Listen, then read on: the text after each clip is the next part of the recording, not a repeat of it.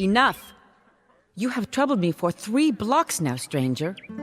If you agree to cease this dogged pursuit and leave me to my lamentations, then I will answer your relentless questions. I will tell you why a dead man rides through the streets of Valencia. You see that castle on the hill? That is the home of Rodrigo Diaz, whom Moor and Christian alike call El Cid. It is from the Arabic Sayyid, which means Lord. He is the greatest man who ever lived.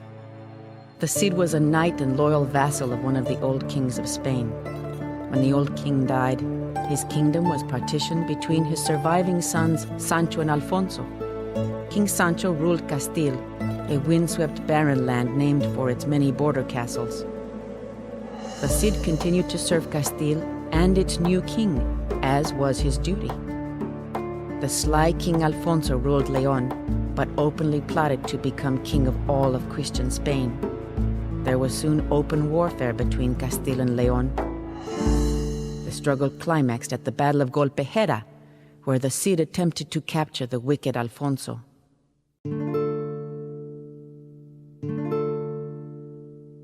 Although the Cid defeated Alfonso's army in combat, the sly king knew there were more devious ways to win a war. Alfonso lured his brother King Sancho to a secret conference below the city walls of Zamora and had him assassinated in the night. With the death of his brother, Alfonso became king of both Leon and Castile, the most powerful king in Christian Spain. The Cid could not trust King Alfonso, yet he was sworn to serve his king, and that man was now Alfonso. The Cid forced King Alfonso to swear an oath upon sacred relics that he had nothing to do with Sancho's death. Before his army and his court, a nervous Alfonso did make his declaration. In so doing, the Cid helped to cement Alfonso's claim as king in the hearts of the people, for they so trusted the Cid. King Alfonso did not recognize that the Cid had done him a service. Instead, Alfonso held a grudge against the man who was the greatest of his knights for ever doubting him. Alfonso also was jealous and suspicious of the Cid's popularity with the soldiers and the common man. He sent the Cid into dangerous battle again and again, but always the Cid emerged victorious.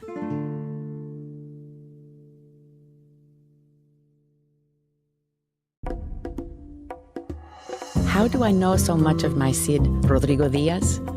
I am Ximena of Asturias, and I am the dona of this castle.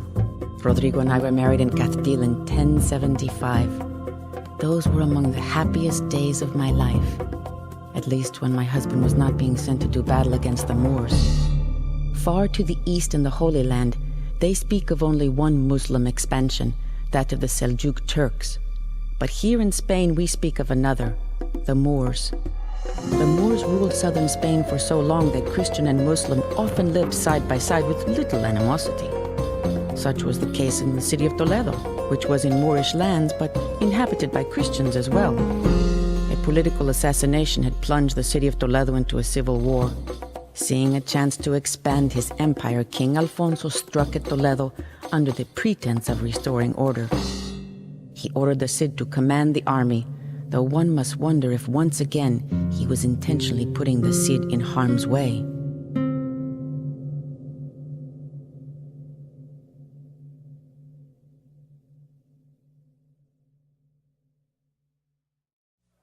Once again the Cid emerged victorious and delivered the city to King Alfonso. Moor and Christian alike shouted his name from the city walls and named him El Cid Campeador, my lord, the conqueror. After nearly 400 years of Moorish rule, the city of Toledo was ruled by a Christian king. But still, Alfonso was not satisfied. He accused the Cid of seeking personal glory at the expense of the crown. When he heard the peasants shouting the name of the Cid instead of Alfonso's own name, he became even more angered. I knew then that our contented lives in Castile were about to end.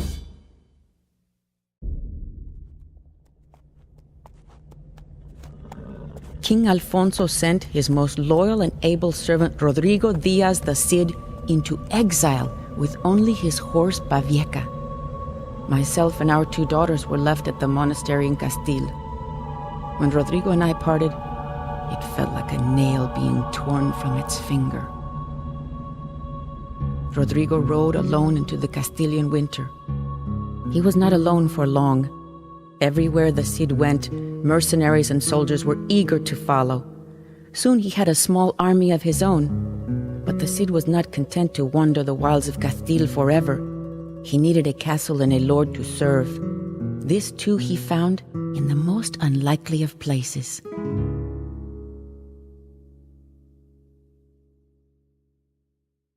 Motamid, Lord of Zaragoza, was a gifted leader of men, but like many of the Moors, he was also a poet and artist. The cultural achievements of the Moors made the rest of Europe seem barbaric by comparison.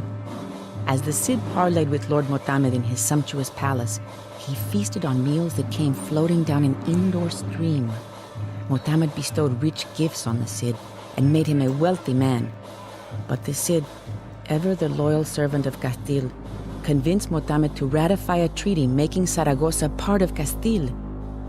The Cid never fought openly against King Alfonso, though he did make enemies with Count Berenguer and other Spanish lords who wanted only tributes of gold from the Moors and were not interested in making alliances with them. Count Berenguer would remain the Cid's enemy for many years.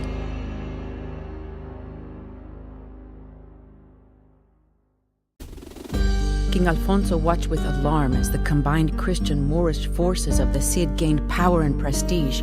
Finally, he could stand it no longer and sent his own army against Motamid's Moors at Saragossa. As much as he would have liked to come to the assistance of his friend Motamid, the Cid could not draw steel against King Alfonso, as he was still the Cid's rightful lord. Since the Cid could not assist him, Motamid was forced to seek help elsewhere. When he contacted the Berbers who lived beyond the sea in Gibraltar, however, he received more than he bargained for. These veiled religious zealots waged a continuous jihad across the barren dunes of the Sahara. Their leader, the fanatical Yusuf, who never showed his face, immediately prepared to cross the ocean into Spain with thousands of men and camels. King Alfonso's army was certain to crumble beneath this new wave of invaders. Alfonso needed only have mentioned that Spain was in jeopardy, and the Cid would have come. And when the Cid did finally come to his king's aid, the Berbers were crushed, and their leader Yusuf was forced to flee back to Africa. The Cid bowed to Alfonso, ready to return to his rightful place as the king's champion. But King Alfonso was angered that the Cid had not arrived sooner, and ordered him to return to his exile. This time, he seized the Cid's wife and children. Many long years did I rot in the dungeons of Castile.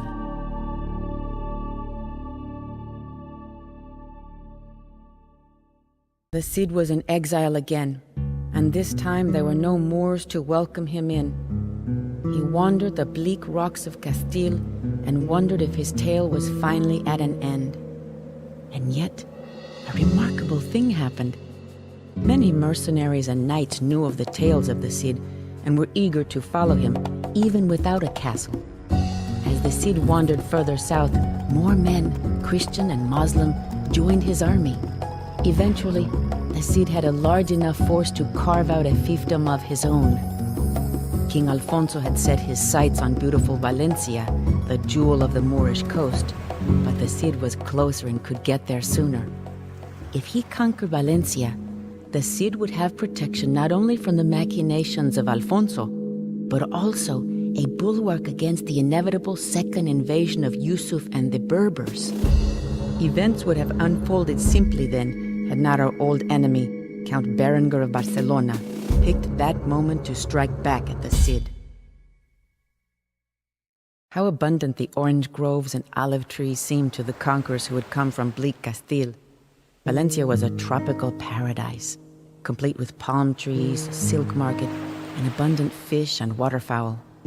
After the Cid had secured the castle and saw to the defenses of the city, he sent for me and the children. Our reunion took place on the highest tower of the castle, before a sea that consumed the entire horizon. We turned Valencia into our own kingdom, uniting 8,000 Christian and 20,000 Moorish soldiers. It was the greatest of the Cid's accomplishments to date. We were far away from the reach of King Alfonso, and Count Berengar himself was safely locked in Valencia's dungeons. In time he would be ransomed, and one of our daughters married to his nephew and heir to ward against future conflicts. If only the tale of the Cid had ended there beneath the Valencian sunsets, but it was not to be. Valencia lay right in the path of the advancing horde of frenzied Yusuf and his Berber hordes.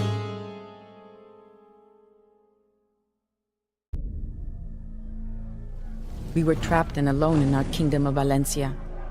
The Cid immediately sent out messages for potential allies, but there were few to be found. The Christian kingdom of Aragon was too far away, and King Alfonso of Castile seemed in no hurry to come to the Cid's defense. Even the Cid's old ally, Motamed the Moor, was of no avail.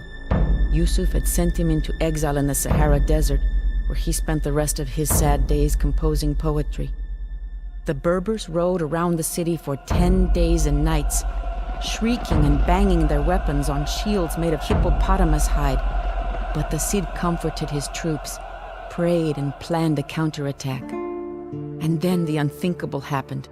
During a brilliant surprise attack to capture gold and horses from the Berbers, Rodrigo Diaz, my Cid, was shot by a stray arrow. The surprise attack became a rout, and the Cid's men barely made it back to the castle with his broken body. Rodrigo and I knew he would not last the night, but we also knew that without their Cid to lead them, the soldiers of Valencia would never have the strength to stand against the Berbers. So it was that even as he breathed his last breath, I strapped my husband onto his horse Bavieca and placed his sword Tizon in his hand.